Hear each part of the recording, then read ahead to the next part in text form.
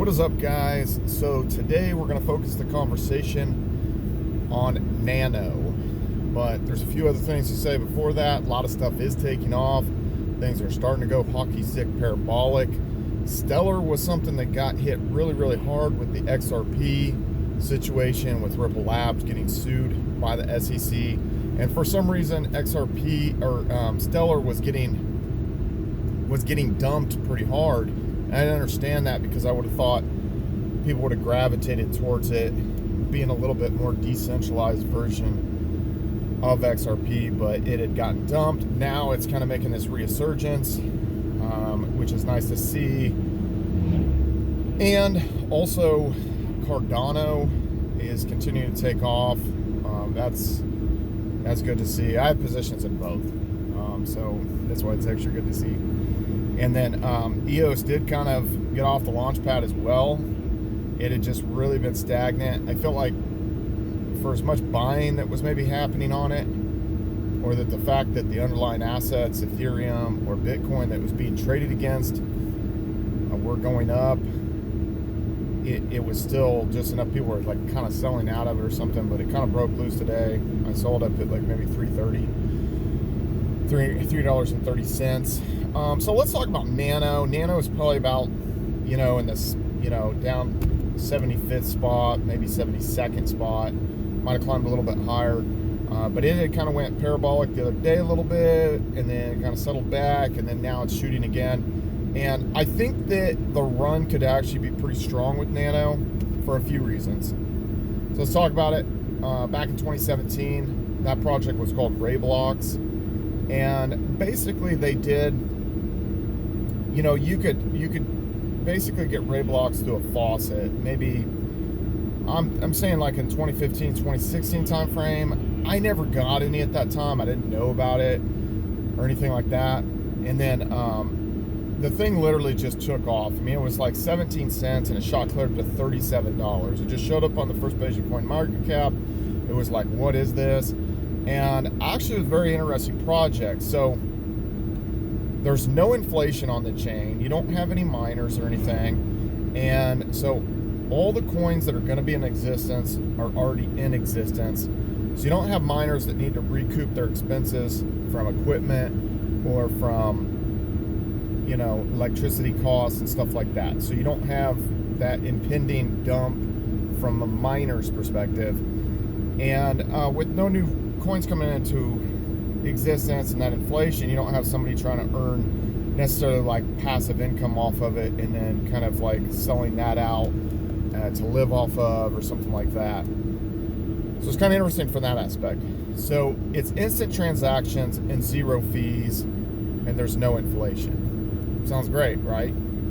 I think it does. That's why I have some. So anyway, and I've been sitting on the investment for a long time, and it slipped down CoinMarketCap, and it was kind of dead in the water here for the last like 3-4 weeks. And I was really kind of getting a little bit impatient. I'm like, man, should I just take the Nano, put it into something else, try to make some gains, and then like go back and rebuy into the Nano? I was really like kind of fighting that, but I stuck in my position, and then now it's starting to break loose.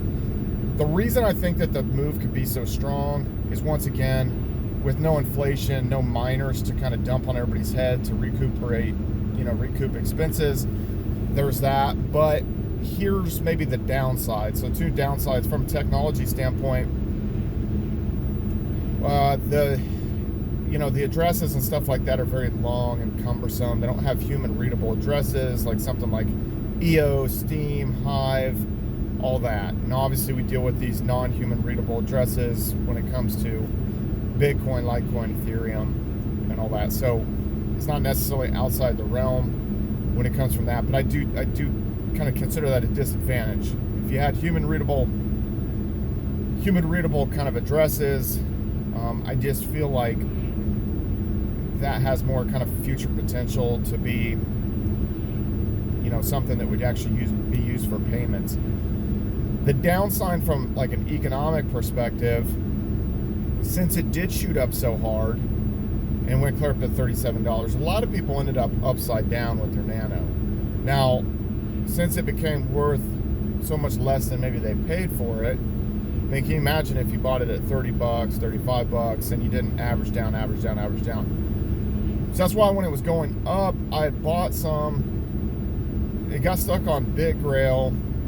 I was able to eventually get that out. I got lucky with the Big Rail situation, got that out, and it kept going up. And then I was in the money. I didn't sell. And then when it fell down, you know, eventually I could average down, and actually got like a really low average. So I'm actually in the money, but a lot of people didn't average down. They just kind of probably forgot about the wallets. Didn't really kind of know what's going on with the project, and so you get a lot of these people that aren't in the money, and then it could take a while. But you know, what does that do necessarily to the price? Do they hold on if they do realize, hey, I've got some of this, but I need to wait to really kind of get in the money? You know, so it's just really hard to say what happens with that. Now, from Bitcoin's perspective, you got to think 99.99% of people are in the money with their Bitcoin investment. So that means there's potentially an impending dump. You know, same thing with Ethereum. Ethereum's a little different. It's not at all-time highs, but Bitcoin, you could say that's true.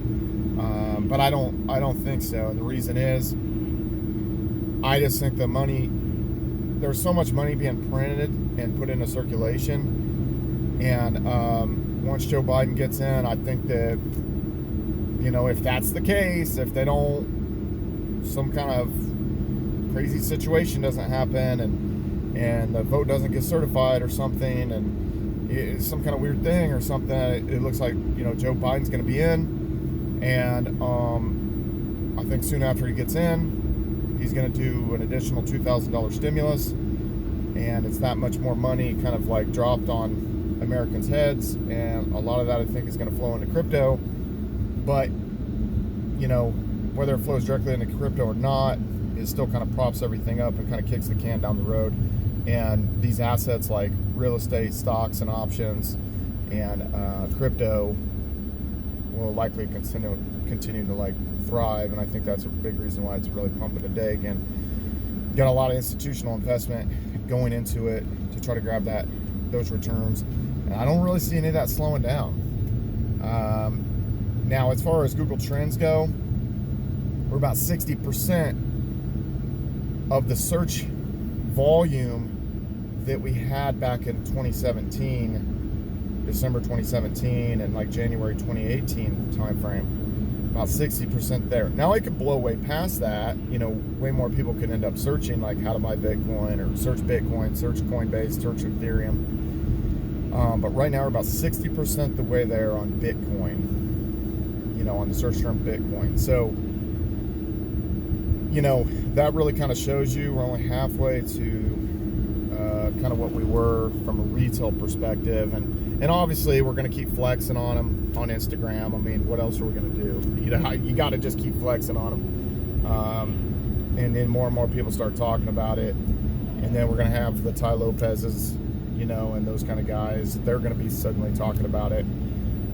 So, you know, we're not done yet. Let's just say that. Now, this whole cycle could be a little bit more like 2013, where this thing could shoot up, and then about March time frame, it could kind of settle back for a few months and kind of reset the deck, and then kind of in that third, fourth quarter kind of start to boost again. So who knows? Not really sure. Obviously scared to be selling, and at the end of the day, maybe it doesn't make sense to sell. Maybe it makes more sense to just take loans out against your crypto. Somebody mentioned that in actually one of the videos. Interesting premise. Depends on the interest rate and depends on the loan to value ratio that you could get, but that actually might make sense. But anyway, what do you guys think? Do you have any Nano? Do you think Nano's going to shoot? Honestly, I think it has a chance to climb halfway up CoinMarketCap, like literally from 70th to, I feel like it could literally climb from 70th, you know, clear up to maybe like 30th or 40th, and do a Doge style parabolic ascent, and really kind of climb up there and overtake a lot of coins personally. But what do you guys think? Anyway, guys, follow me on all social media at Brian Phobos. Subscribe to the YouTube channel, YouTube, Twitter, Instagram. Steemit, Hive, Library, DTube, everywhere. See you guys.